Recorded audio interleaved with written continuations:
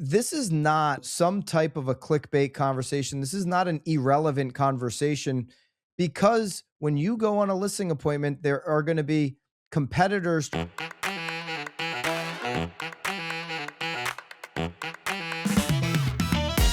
If you're not getting educated about local and national real estate news, market conditions, macroeconomic topics, or how the industry is feeling about the market right now, you're doing yourself and your client base a disservice. This is the Knowledge Brokers Podcast. I'm Tom Toole here with Byron Lazine, but we called in the heavy hitters this week, Byron. We've got Justin Benson and Gary Ashton here. Super excited to have you two on because there's a ton of stuff to unpack. They've been on the show before. They need no introduction. Hold on, Tom. You have to introduce Gary the right way. The number one Remax team in the world. You're going to really carry out the O on that. I know you're about to get on a flight to go down to sunny Florida. Maybe I'm going to see you this weekend. Very exciting. And I don't want you getting on this flight feeling down, but you've got the number one Remax team in the world. I don't know how that makes you feel. I'm the number one William Ravis team in the world.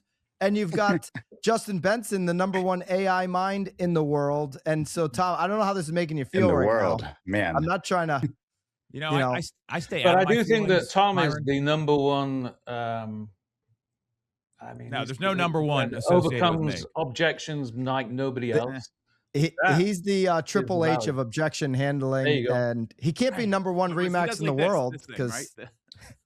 So we're gonna have an official Remax statement today on everything that's going on in Remax's big announcement. Set the table, Tom. Sure. Well, we got a lot to talk about, and I'm really excited Gary's on to talk about what Remax is doing. So we had all this news last week. Zillow Preview. There's now, I think, 24 brokerages as of Thursday that have signed on to Zillow Preview, including Remax. Home Services, KW, Ravis is in there, Byron, a lot of others. EXP had their, we're not giving up the exclusive, and we're going to multiple platforms, homes.com, comehome.com, and realtor.com. And obviously Compass is rolling with Redfin. And so we're going to talk about that reaction. I know there's a webinar going on. It happened Thursday for Remax about how this is all going to work. I haven't been on it yet because we're recording a day early, so we can share that stuff. Gary, you'll probably be there. Yeah. Then we've got these AI stories. So according to Ryan Serhant, he had a $50 million deal get blown up because of AI advice and the Florida man who sold his home on ChatGPT. I know Eric's got a real interesting opinion on that, Eric Simon. Maybe we can play that clip. And then there's some surveys that Lance Lambert did from the Totality Resi Club brokerage survey, and he talked about real estate turnover, how real estate agents see the industry shifting. Really, really interesting stuff there because it wasn't, I think, what a lot of people expected. So let's start with, and then we got some macroeconomic news about rates and some other stuff here, but let's start with what happened last week with Zillow Preview, the EXP announcement, and Compass obviously rolling with Redfin. Gary, what do you think about this? Because I know you're very involved in Remax, in the innovator group with some of the large teams that I show up to sometimes. And what's your, I know the webinar is going on Thursday. Yeah. How do you feel about this? Because I think a lot of agents don't even know this is going on. They're not really clued into what's happening. Do you like the announcement? Do you not like it? What's your take being the number one Remax team in the world?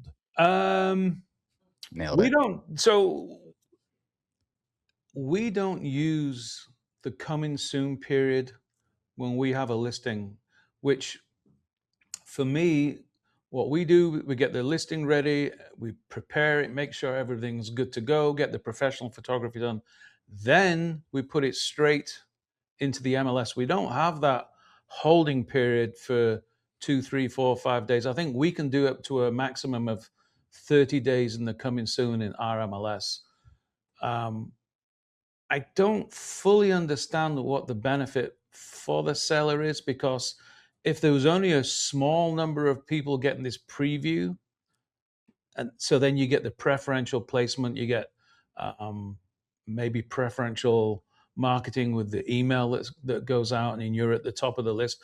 I'm not quite sure how it's going to do that with, I mean, if it was 1 or 2 brokerages, maybe, but now seems like how many is there? 17, 24?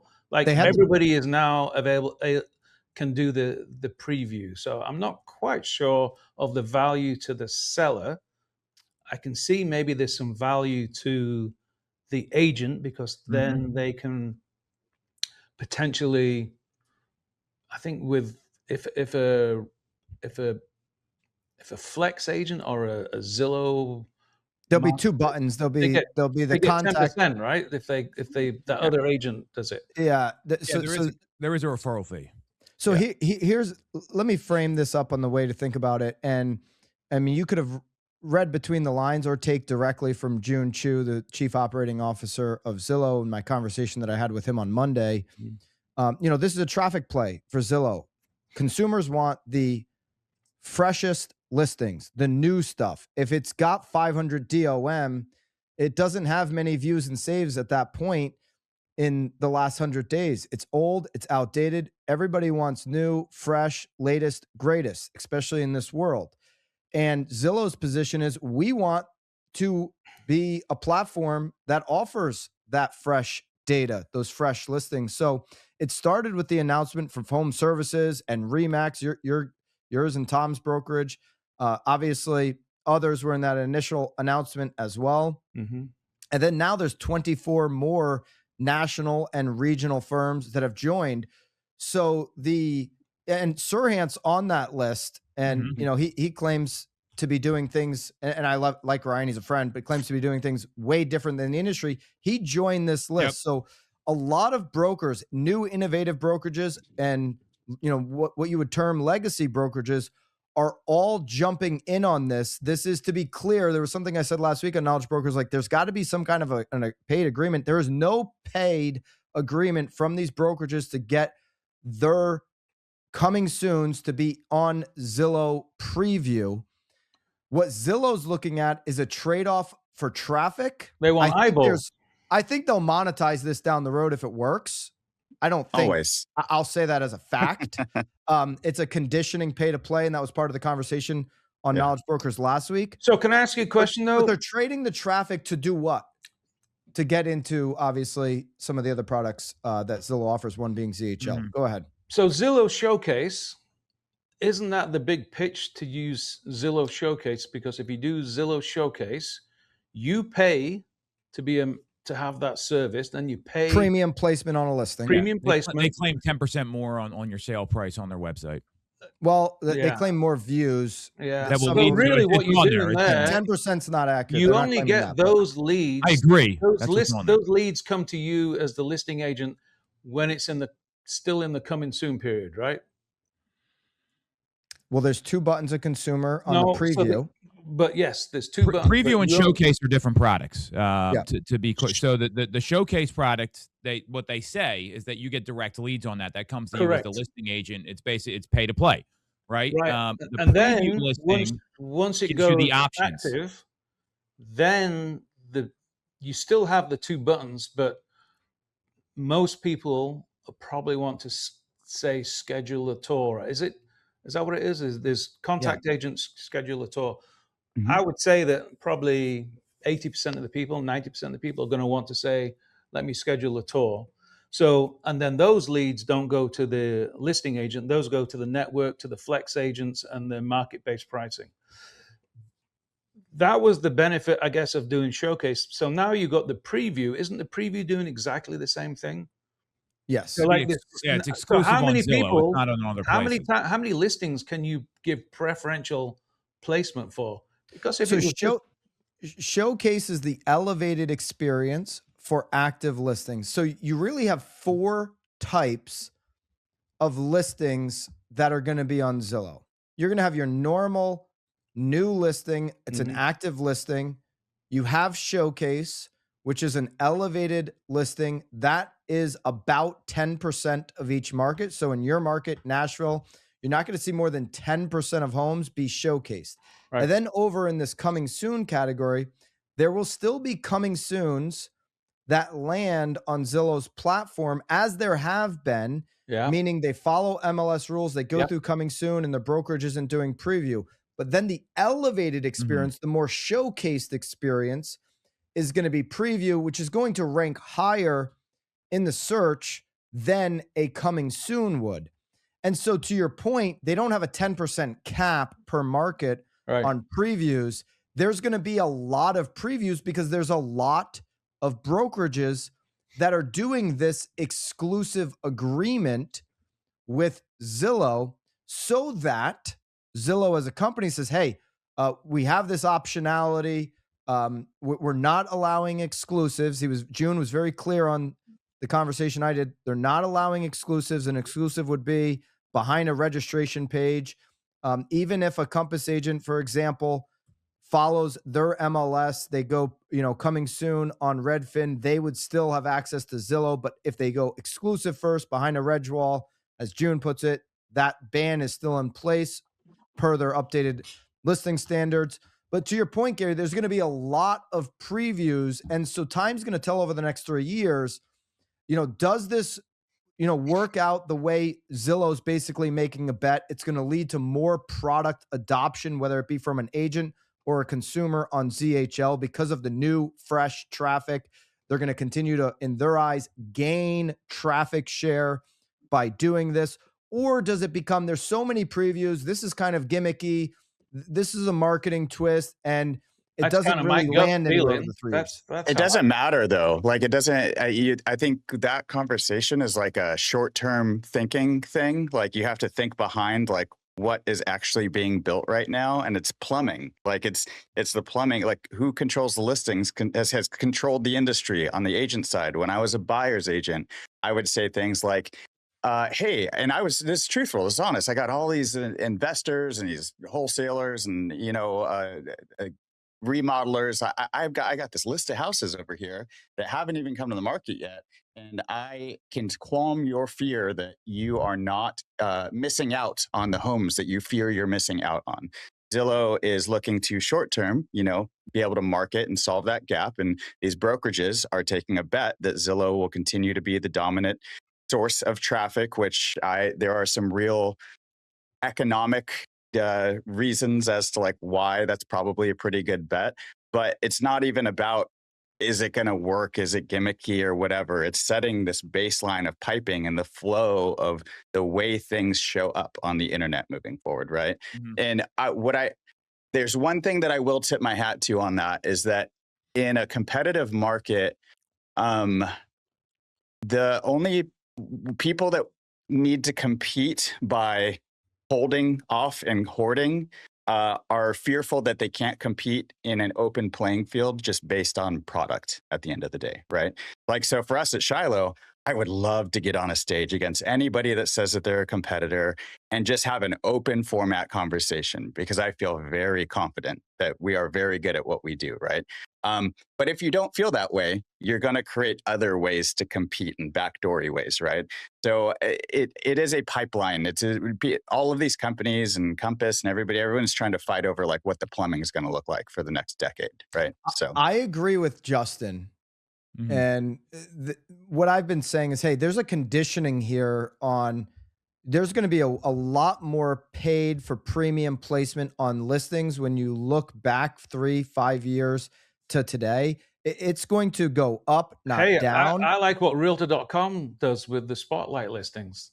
That's the way that you pay to elevate your listings within the Realtor.com environment. I just see that different to the preview in a way. That's actually, once your listings are live, you're paying to make sure you get preferential placement in the search when somebody's looking. Yeah, and so I think all of that, Realtor.com's done a great job with Showcase, with their Spotlight, and then you have Zillow Showcase, and now you have Preview. I think all of these are the start of, whether it's coming soon or active, the Spotlight on Realtor.com would be a way to spotlight your active listing and say to a seller, like, hey, this is how much traffic Realtor.com has. This is how we're going to enhance the listing. Everybody, you can get on Realtor.com yourself as a seller. And, if you have an access to IDX feed, $500 through the MLS, you can get on Realtor.com. You can get on Zillow. This is how we're going to enhance your listing. I think all of these tools are starting to lean towards an area, and that's why we had Matt Nickel from the UK on, because he's in a complete pay to play last week. And so I think what Justin's saying, the piping, as he puts it, is that's how you're playing the long game. Right now, Zillow's playing a long game. I do think Realtor.com's playing a long game. Zillow is 1,000% playing a long game. They just announced a massive stock buyback, which is not a signal from a company that is not confident in their long game. Mm-hmm. I think some of the brokerages that are giving up the direct feed, so EXP said no to a direct feed. They're going to own that feed, which is why they went non-exclusive with Realtor.com, non-exclusive with Homes. Remax, for example, and Gary, we've had Eric on the pod. Eric's obviously new to the industry, but making changes at Remax and has a whole different perspective, but also has, some issues on quarterly earnings over the last couple of years that he's also trying to fix. Yeah. And to me, and I'm not just picking on Remax, I'm just saying some of the companies might be thinking about this a little bit too short term. Like just on Remax, where do you think that this is a short-term play or a long-term play? Is it the right play? And a lot of other brokerages have made this move. So I almost feel that they had to, because once one does it, so I think Keller Williams was, this has been being negotiated for, I think you said on the pod that this didn't happen overnight. This has been going on for, oh no, maybe that was something else I was listening to. But these things have been working behind the scenes for not just a week, 2 days. It's been going on for a while. Sure. So I think everybody had to sign. They're all publicly traded, so they couldn't talk about it. But if Remax wasn't part of that, then I think the agents collectively would think, well, hang on, you left us out here because now Keller Williams is in it. With the other big brokerages that were in it. Home services. I feel like they had to do it, because if they didn't, then they would feel the wrath of the average agent go, hey, how come we're not getting the preview when Keller Williams is getting a preview? So I think they were kind of forced into it, to be honest. Justin, where do you sit on consumer sellers? Is preview coming soon, whatever you want to call it, a benefit? Gary's like, hey, I don't really see the benefit from a selling perspective. Do you see any benefits from the coming soon? And yeah, if I'm selling a house, more eyeballs for me is better. Like I don't know. Like I don't. How is more eyeballs in a preview than when you actually go active? So here's how I pitch this. To me, I can't tell the difference. I'll tell you exactly what I do in appointments right now. And this is something that's going to evolve, obviously. But the worst thing a seller can do is pop up on the MLS on a Tuesday without any advance warning that the home's coming to the market. Is that fair? Can everyone agree on that? So that's what a lot of agents do. That's their marketing plan. So, and remember, we're relatively sophisticated here when it comes to business. So you walk in and that's how you pitch it. So, hey, we're going to do something a little different, because we know buyers have schedules. They've got kids. They've got jobs. It's very difficult for them to get out. So if we let the market know, hey, in 2 weeks, this incredible property is going to be starting showings on whatever date you decide. There's some debate, Thursday, Friday, whatever. Pick your date, look at the data. And we're able to market that exclusively on the #1 portal for real estate right now. And we get the most eyeballs on it that not every company has available in the marketplace. Do you feel like that's going to position you better? Can I to get argue with buyers you on this? So you've got a listing, and it's coming soon for 2 weeks, did you say? It could be a week, could be 2 weeks, whatever it is. I mean, so I'm out there. I'm a motivated buyer. I want to buy that house. I see it, and I go, that is the perfect house. Let's go look at it, Gary. Oh, hang on, we can't because it's going to come in soon. So you're going to have to wait until it goes active. Let me see if I can talk to the listing. When's it? Oh, it's not going to go active until Saturday. Well, today's Thursday. Well, I want to see it. If we can't see it, let's move on. I need to buy something. So to me, you can argue it both ways, but I would want to make sure that when my listing or my seller's listing is active, as many people can see it as possible, but they can also physically go and look at that property. Saying you got to wait till Saturday or Monday, I still can't fully understand.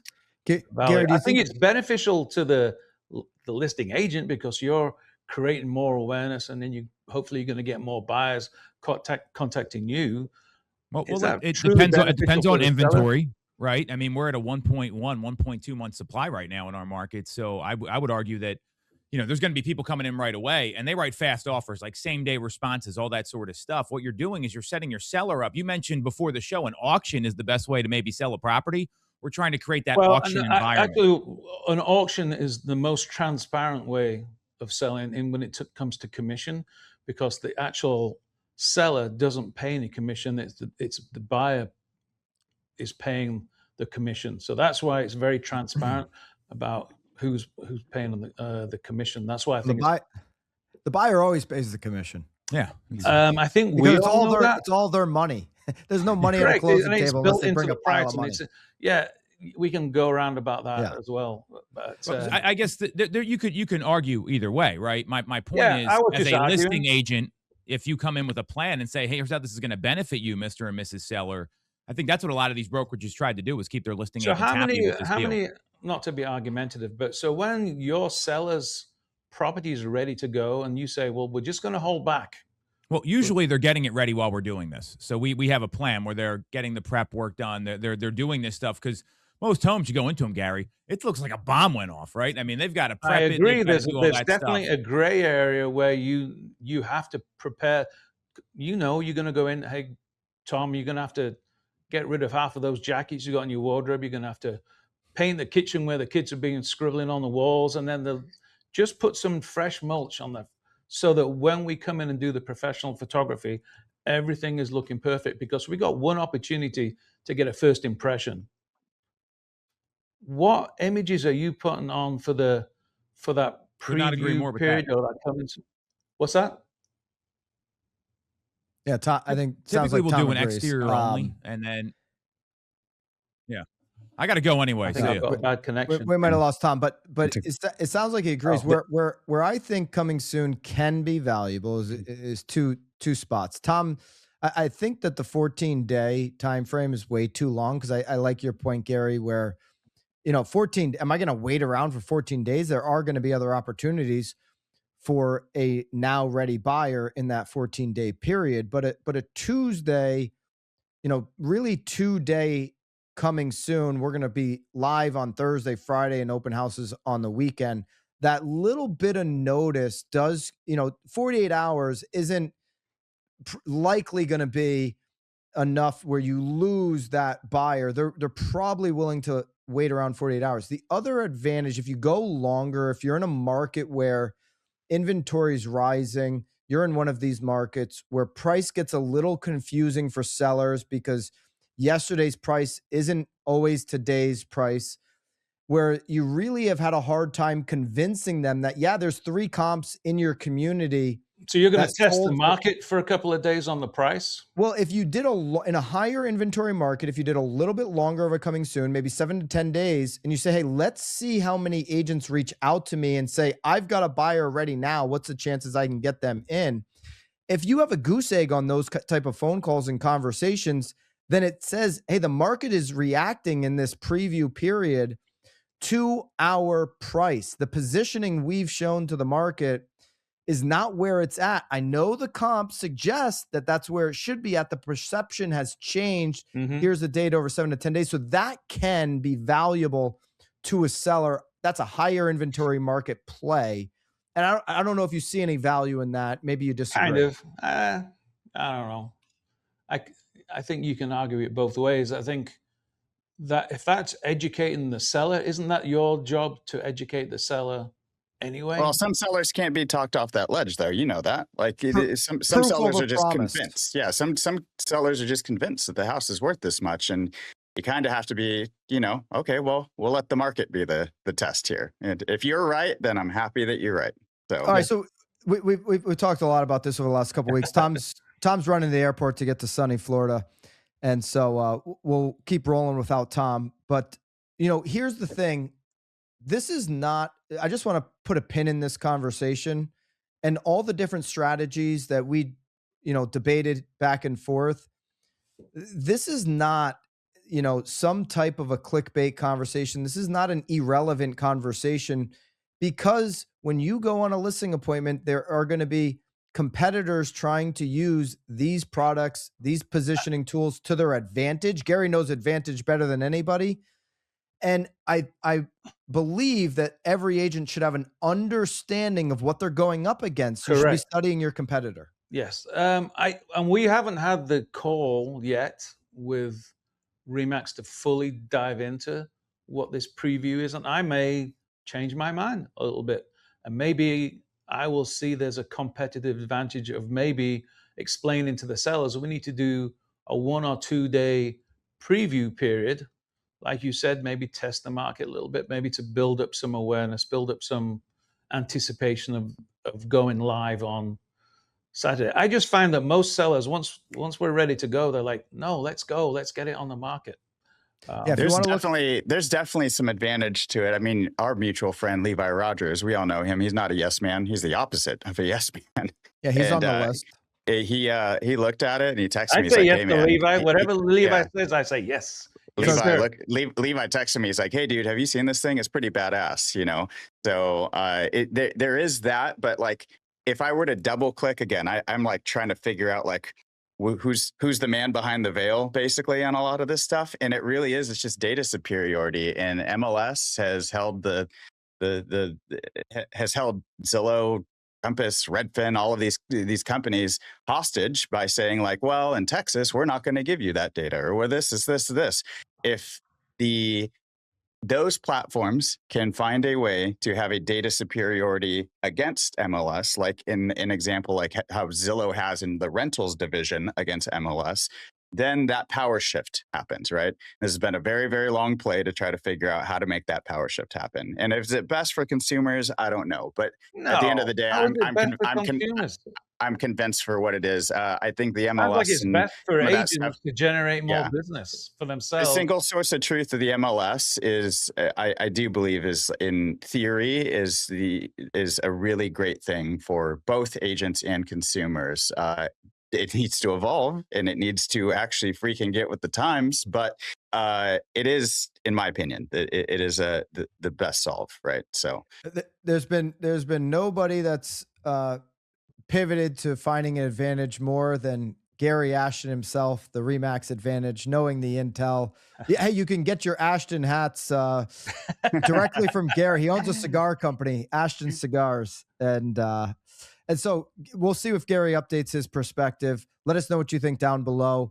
Are you studying these moves and what your competitors doing, and how you're positioning your offering in the market to find your advantage? All right, I want to get. We've got Justin here, CEO of Shiloh.ai, definitely the most innovative AI tool in our space right now with the work they're doing at Shiloh. And I want to get, Justin, your thoughts, and obviously Gary, yours as well.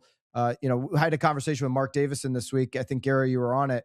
It's brand, it's AI. Those are the two things that when the average agent is stuck on the sidelines, if you're not focused on one of those two, or hopefully both. And there's a lot of interesting AI stories, headlines. I had Daily Mail reach out to me about that Florida one. So all the national headlines are jumping on this because it's instant clicks for them. A home seller in Florida sold his house entirely using ChatGPT. Misleading headline, of course. It's an impossibility. It's not like that robot that was in the White House the other day, doing showing. ChatGPT is not that. So we've got that story, and then we've got this Serhant story, which was really, he was sharing in the moment details of a deal online and saying, I know my client is listening to this. Here's what's going on. Let's start with the Florida story. Is it even possible to sell a house entirely using ChatGPT, Justin? Not entirely. No. I mean, I can't get this thing to reliably, send a text message every single time. And I'm on the bleeding edge of this stuff, right? So like, no, this dream that there's a little AI bot that's just going to do it all. We are so far away from that right now. By so far, I mean, on a technical level, I don't know, 2-3 years, we start seeing stuff like that really start to emerge. Attorney? But wasn't that story, didn't he have multiple offers and he didn't run highest and best at the end of that thing? Yeah. Like, He actually, you know, in a follow-up said, I kind of wish I used an agent, even though this Well, story's going everywhere. He was an attorney That wasn't clickbait though, so nobody knows about that. We need yeah. no, to nobody What's really that? dug there. It's a perfect example of I don't know, in this like coming AI age, like knowledge is cheap basically, and judgment is everything, right? So it's like a really expensive example for that dude on what an agent actually does. You know, he thought I've got this all-knowing being over here. This AI has all the knowledge in the world, but it's got pretty crappy judgment most of the time, right? Unless you figure out how to lock it to the rails, and it takes a lot of work to do that. So agents are not knowledge brokers. I know this is the name of the podcast, but they're like judgment brokers at the end of the day. Like that's that's what they are giving. That's their value in a world where knowledge has become cheap and absolutely accessible. But that guy made a perfect example, like that's a really expensive mistake to not run highest and best after having multiple offers like that, and save $15,000-$20,000 just to to lose like 50 grand at the end of all of it, right? So knowledge is free and accessible and it's everywhere. It's the application and positioning of the knowledge that can really matter in a deal like that when you're Well, that's your talking about experience of six-figure swings. an agent that's been doing this for not just one deal and trying to use ChatGPT to get them through it. It's having the experience of done this multiple times and knowing the different scenarios that come up. It's literally, I guess you can. It's that analogy with the plane. The pilot is the pilot needed for most of the flight? Not really, but You don't need a pilot.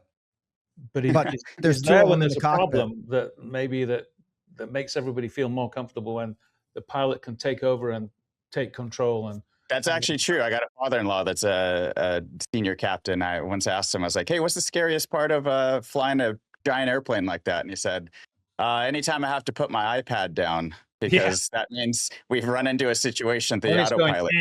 The autopilot can't deal with this one. This brings to the surface the pit in a lot of agents' stomach where it's like, hey, everyone says this AI thing is moving so fast, 2-3 years. A lot of the things I do today are going to be gone. You are seeing what AI can do every single day at Shiloh. You're seeing how fast this is moving. You know, not just the prop tech world, but the tech world across the board is, I think, probably doing a bad messaging job when they talk about how fast it's going because it's scaring the heck out of people. And so where does that leave an agent over the next 24, 36 months? You know, with that feeling, should they ignore that feeling? Is there an opportunity here? You know, what is the truth on how much of the agent's duties are going to be replaced? And then where does the value go? Does it go up or down on the great knowledge brokers listening? Is this where we say our favorite phrase? Is this the moment that we say? No, don't do the Eric phrase.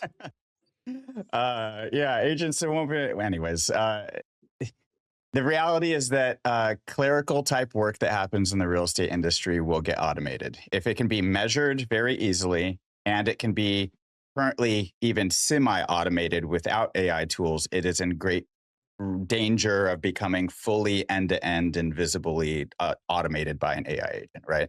But there's this interesting matrix on where AI tools land on how easy it is to measure and how easy it is to automate. The further you are into this quadrant over here, which is hard to measure and hard to automate, the more safe your skill set is actually, right? So when it comes into something like highest and best and knowing how to define, it's a fine game, right? You don't want to like overplay your hand because then everybody just goes, screw you, we're going to go find another home anyways. Like, I don't want to play this game. I'm going to take my ball and go home. And then you get left with no offers kind of thing, right? That nuance of what it takes, that when I say judgment, basically, like it's not the knowledge, it's the judgment, it's the wisdom, like Gary's talking about, the accumulated overtime reps of learning how to do this really well. That is the thing for real estate agents that is very hard to measure, hard to quantify it with numbers and measure it. And it's very hard to automate that, right?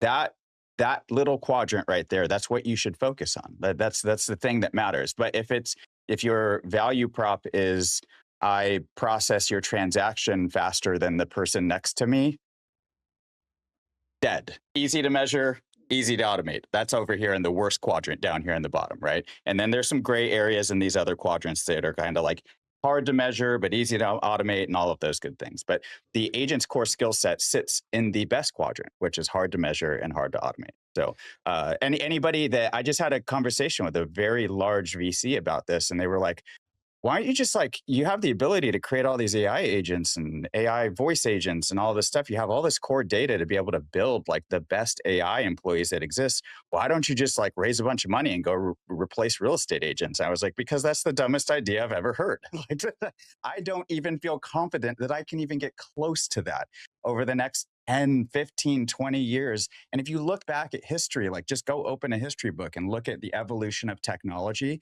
the need for human judgment and wisdom has always become more and more important as time went on. We were factory workers. We were not factory workers anymore. What did we become? We became doctors, attorneys, things that needed higher levels of human judgment.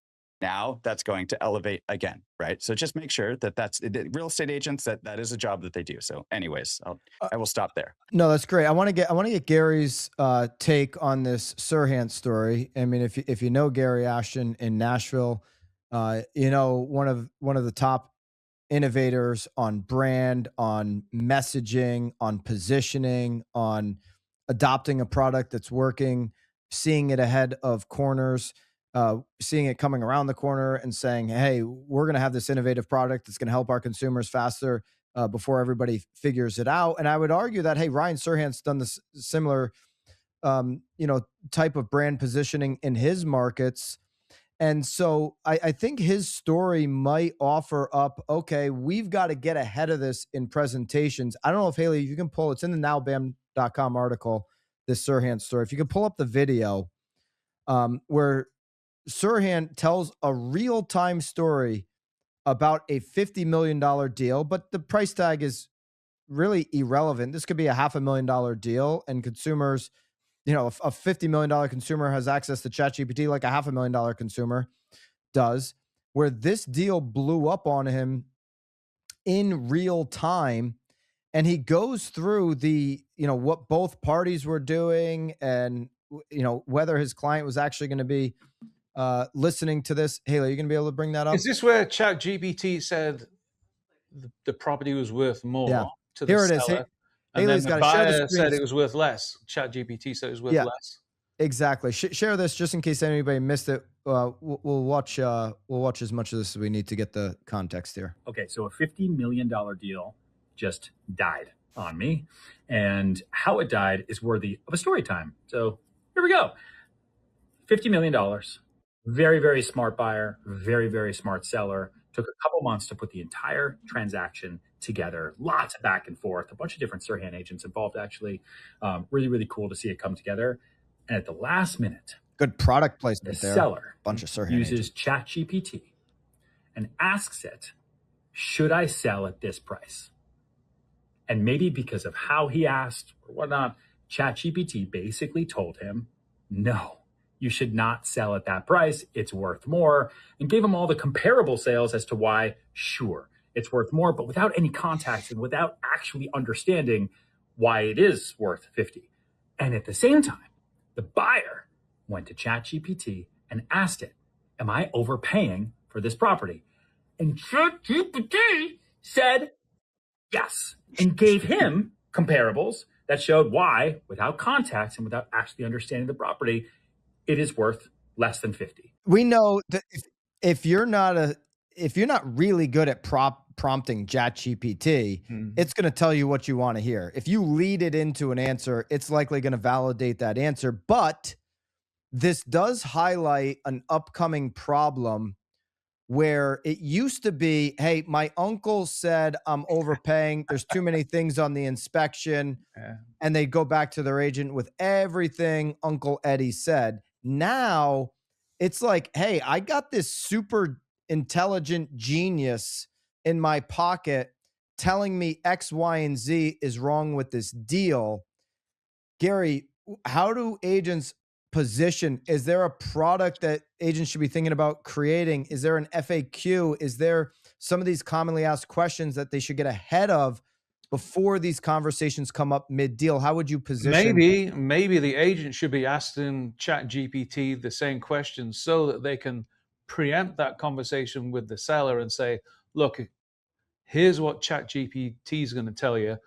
That's based on this historical information. What I'm giving you is real-time knowledge of the market and giving you insights that ChatGPT actually doesn't have, because I'm a real person. I've got real contacts.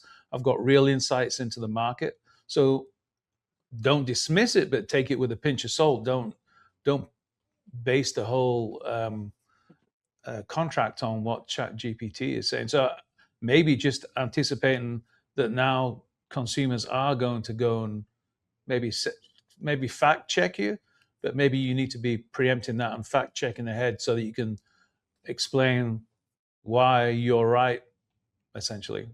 Maybe. Let me doodle here for a second. If you're watching on YouTube, you're going to be able to see this. Haley, am I going to be able to share my screen? Okay. So let me offer up a little doodle. I'll go Sharon style here and doodle. And we've got, if you can't read my writing, it's GPT, it's Claude, it's Gemini, and then it's maybe my price strategy positioning, whatever the title you have around price strategy. You know, maybe there's an opportunity here to showcase 4 columns ahead of time when you talk about pricing, because pricing is a very sticky point right now for sellers, where you have, you know, Redfin says 600,000+ more sellers than you have buyers across the country. And you're going to have all these data points from all of them. And now you're going to be able to showcase just on some, you know, 3 of the biggest LLMs that, hey, you know, there's all these differences. This is different from that. That's contradicting this. And maybe here are the similarities that match up with our strategy, our proven process of what's working right now. And because if they're only using chat and this is the only information they're getting and they're matching it up against this, they're saying, hey, there's too many contradictions between what you're telling me and what chat is telling me. But now if I can see proof over promise that, oh, all of these AI don't really have it. There's all these disagreements. You're the expert and you're highlighting where, you know, I should be positioning right now in real time based on your data, based on your knowledge and what aligns with your proven process. That might clear some things up. Is that going to be a valuable tool maybe to bring on a presentation? If you, to bring that like one step further, make sure that you're using like the model that like consumers are using. Like my wife just uses the free ChatGPT, which is the dumbest model that company makes, right? It's not the fancy one. It's not the real smart one. It's not that. It's the dumb one. It's fast. It's cheap for them to give away for free. The same thing with Claude. It's going to use Haiku or it's going to use Sonnet. It's not going to use Opus, the big, super powerful, expensive model that all of the stats get posted about, right? So like make sure that you run it on the dumb models on this side. And then if you want to confuse them one more time, don't just run it one time, have it 2 times with the same prompt in just different sessions. And I guarantee you it will show up with a different answer in both times, basically, right? So then that just kind of proves the inconsistency, and just know that it will happen. Like even in Shiloh, we are running on like fine-tuned trained models. Like we reinforcement train these things, right? Like it's a kind of a different category. But even after all of that, about 30% of like the outputs that initially come out are not correct. We have like a qualifier thing that happens on this side that goes, no, that was not right. Go try again, basically, right? So like even with like hardcore fine-tuned models, we only have about a 70% success rate without having to add like a safety net on the backside of it, right? So if you did what Byron did, which is like perfect positioning, but just like add one more redundant search next to one of them just to show them that this thing like is very confidently wrong half the time, I think that's perfect. But ignoring the fact that they all have this shadow agent in their pocket is something that's not wise to do, right? Because what is that 100,000 watt study showed that like 43 or whatever % of consumers asked ChatGPT a question because they felt like they would look dumb in front of their agent, basically, right? And again, it's very confidently wrong. I was just doing something here earlier, kind of building something, and I was like, are you sure that's the right way? Because I'm pretty sure X, Y, and Z can happen. And it literally responded with, oh my gosh, really great catch. That's the good idea. That's actually the best one. I'm like, if I didn't know what I was doing here, it would have led me down a very, very bad path here. By the way, ChatGPT is now like the parent coming in going, hey, when I was buying a house, they didn't do it this way. You need to do it this way. That 1,000 watt study that Justin references, and 1,000 watts given it to the BAM community. We did that live with Mark Davison middle of this week. And so, Haley, make sure we link that up because they've open sourced that to the BAM community, which is really kind of them. But it's, really goes over to just point, like, what are the things buyers and sellers using ChatGPT for? That one slide, and we'll probably do something with that in BAMX, might be worth considering fitting in as a 5-minute skim over in a listing presentation or in a buyer presentation, to then just take off the table the next 45 days of, hey, what do you think about this? What do you think about that? On chat, said this, Gemini said that. It might just eliminate it if you spend 5 minutes on that up front and kind of tackle that beast. And to the point of, like, people don't want to sound dumb. This is why we're always talking. I mean, this is what Shiloh does, right? Positioning the conversation in the right way when you're talking to consumers. If you're not eliminating the fear, offering a clear next step, as Justin always talks about, creating A/B choice, and you're putting the pressure on them to decide. What Justin's saying, people don't want to sound dumb. When you put all the pressure on them to come up with the A/B solution, what do you want to do next? Open-ended, bad question that creates so much pressure on a consumer, and they're like, I don't want to sound dumb.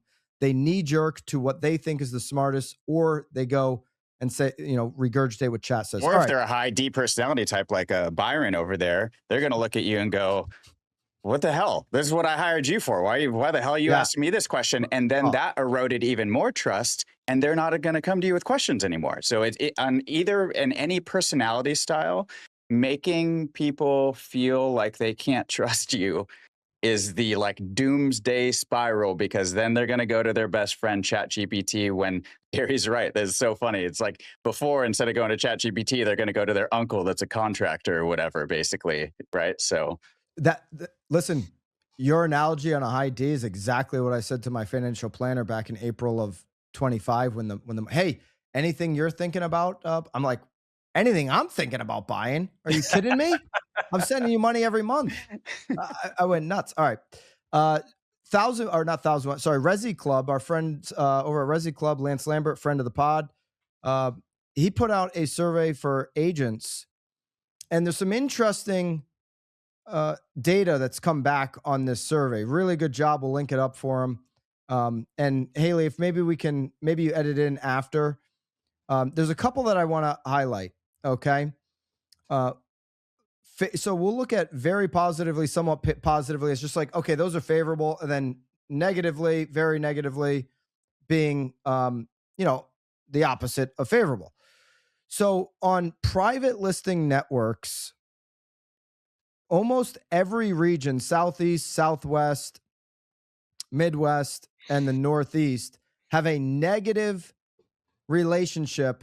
Agents have a negative relationship with private networks, a negative viewpoint. The Northeast is just under 50%. Every other region is well over 50%. Southwest being at 69% on a negative outlook on listings. Is this just agents that are not CIH hating on that, or is it more than that? In Gary, probably in your viewpoint, why do you think this data came in so strong against private listing networks from the agent brokerage survey? Because fundamentally, I think agents work together by cooperating and making sure that their listings are open to everybody, which is all the other agents, open to the public. So why hide them behind a private network? Because who's that benefiting? I don't think it benefits the seller.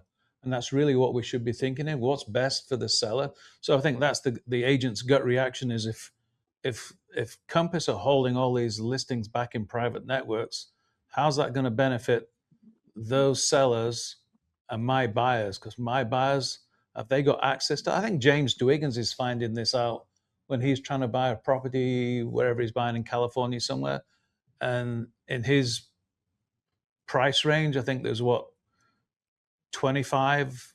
Yeah, he was on Bam Pro Bowl talking about this. Yeah, behind the Compass network, so he's not getting the full access. He's not getting full access to what's on the market, and it's like driving him and his wife nuts on that. So, okay, how about this one, Gary? You'll like this one.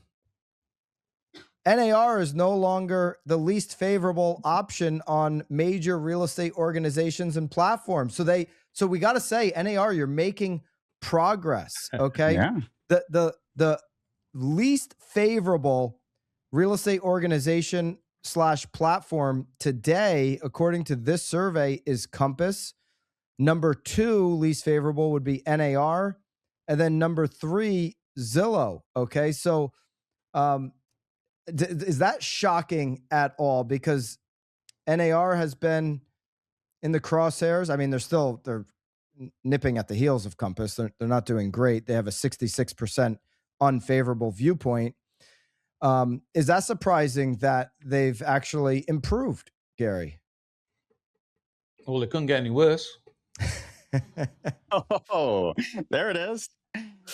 Listen. No,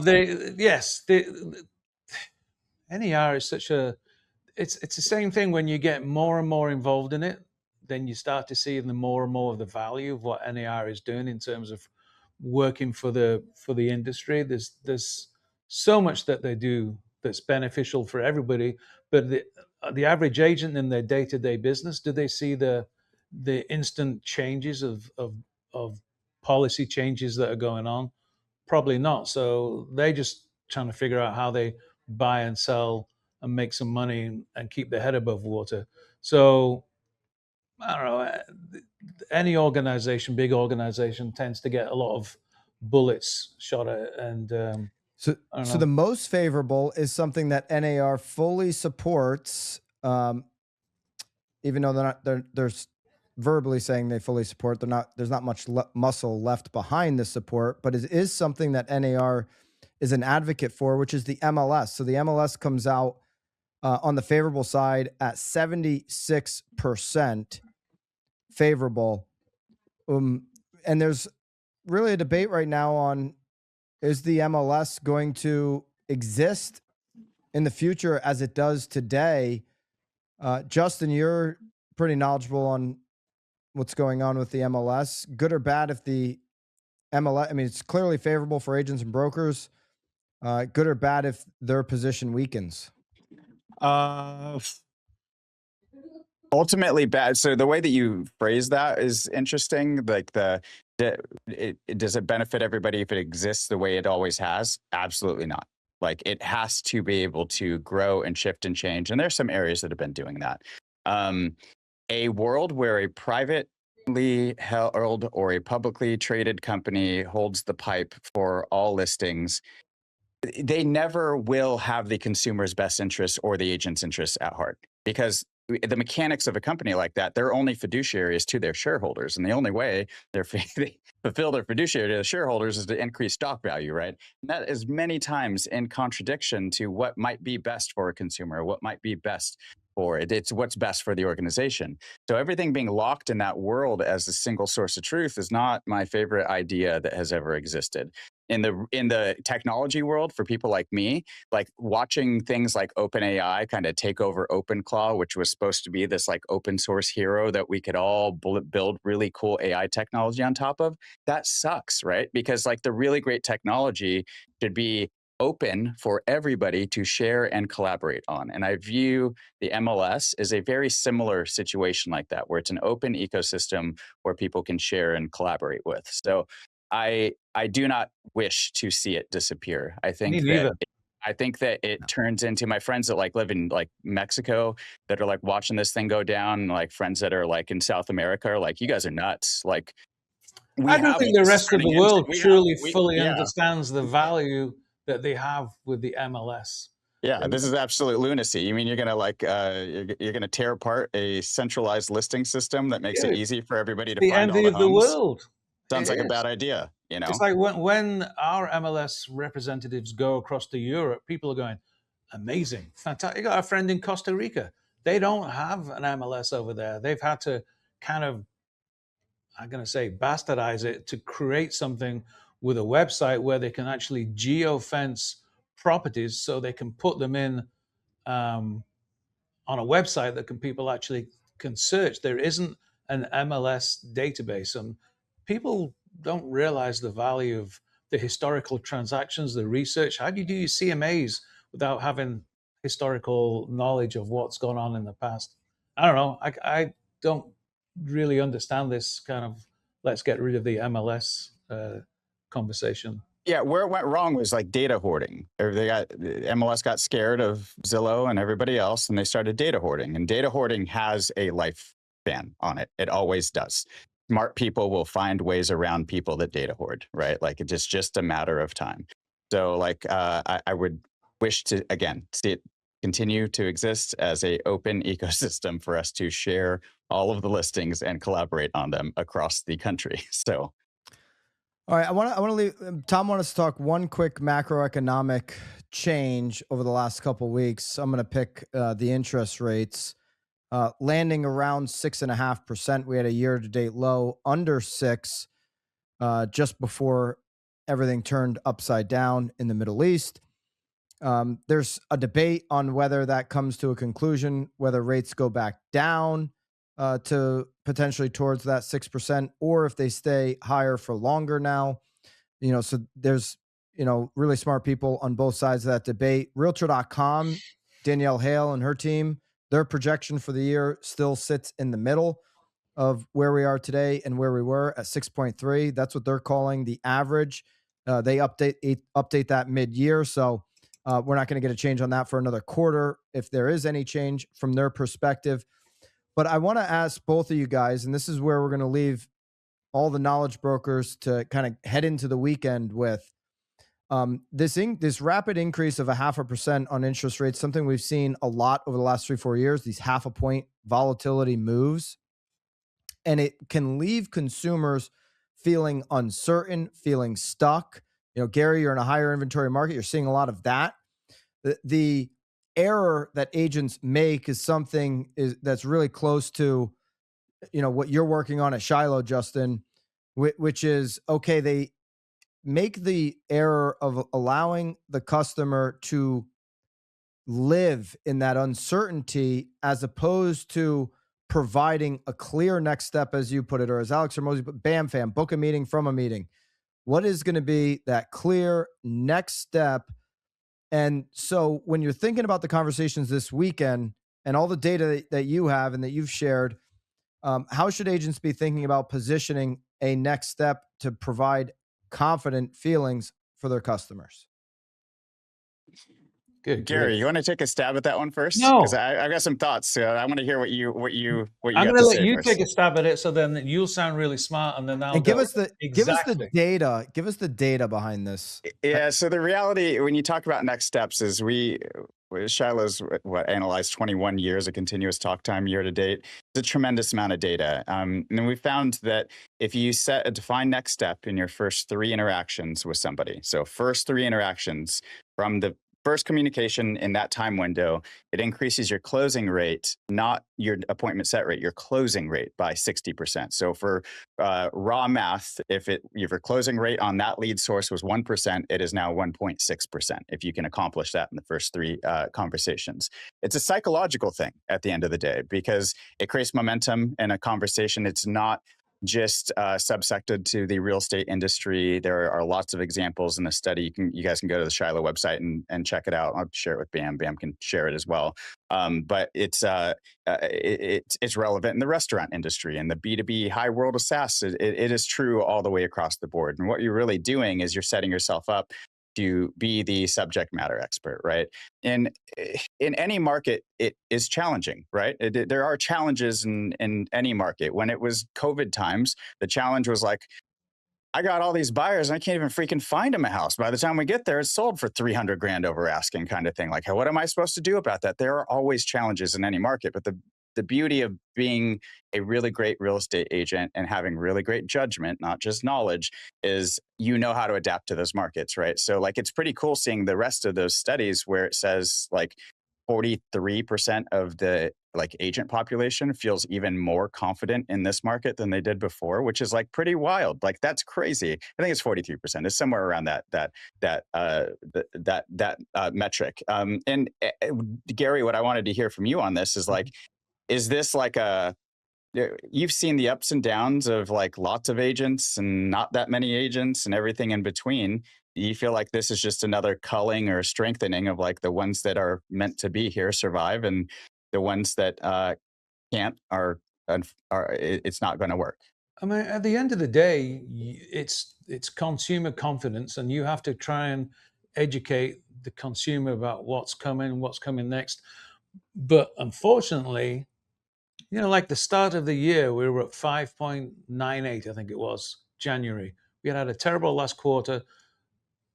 Things came out of the gate. Activity was going through the roof, and all of a sudden we had the ice storm for a week, 2 weeks, and that we didn't see that coming.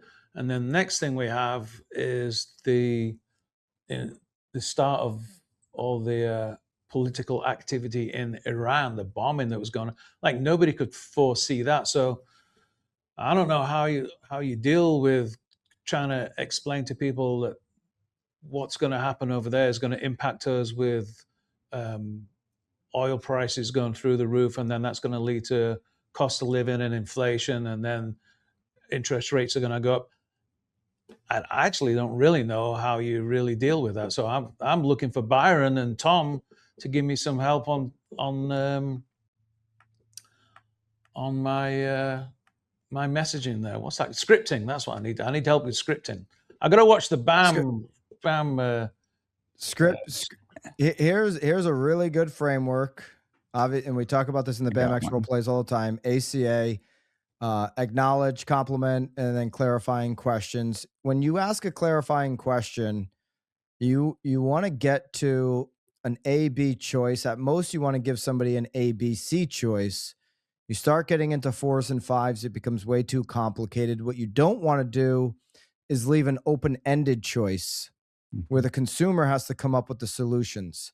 But if you can structure, here are 2 paths forward. I've done the work. I've built the structure. Both work. Both are proven. Both get you to where you want in all of this uncertainty.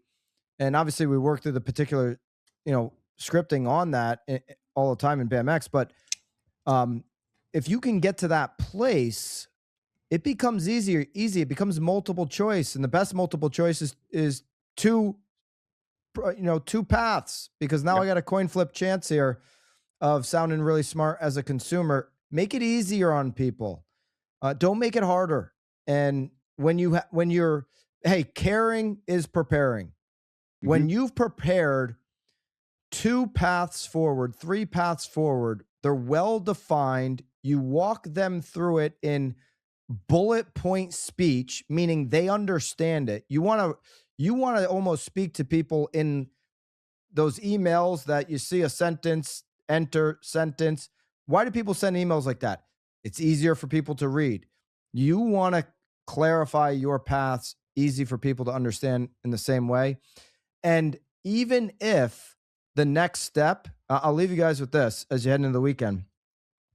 Even if your next step is, okay, we're moving forward in meeting, appointment, presentation, whatever, or it's permission to send data as it changes, and it always changes.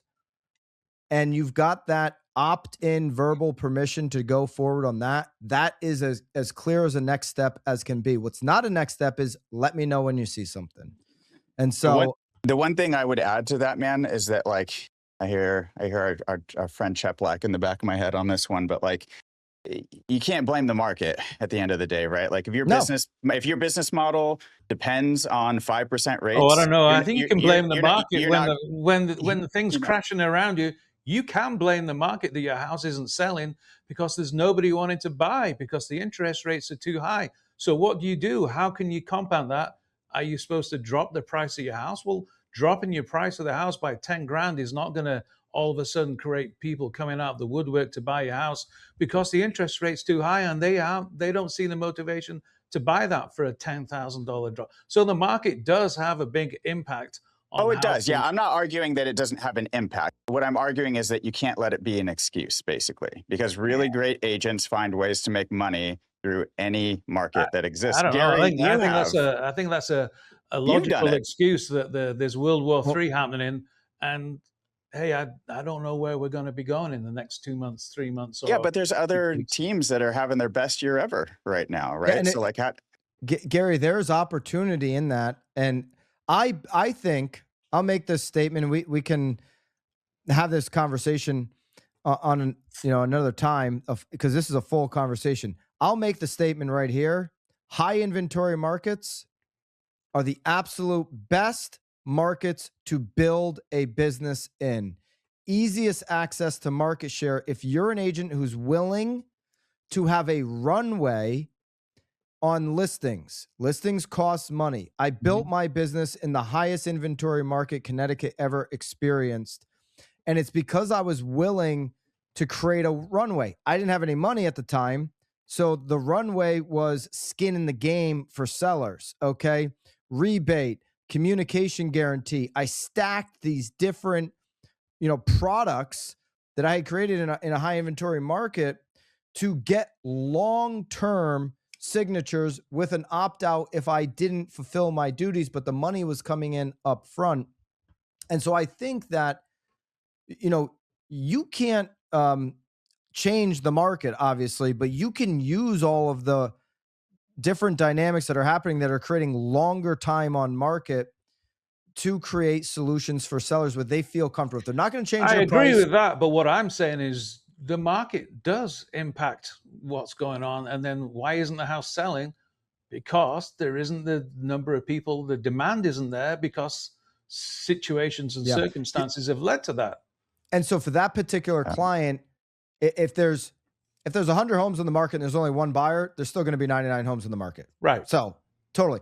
But your business doesn't have to be impacted by that if you're willing to be a long-term thinker. Gary's done this, better than anybody. If you're willing to be a long-term thinker and create a runway where if you have 100 listings and there's only one buyer, guess what? You're the only one getting a paycheck. That's the point. Go get some listings. All right. There's been something true about businesses.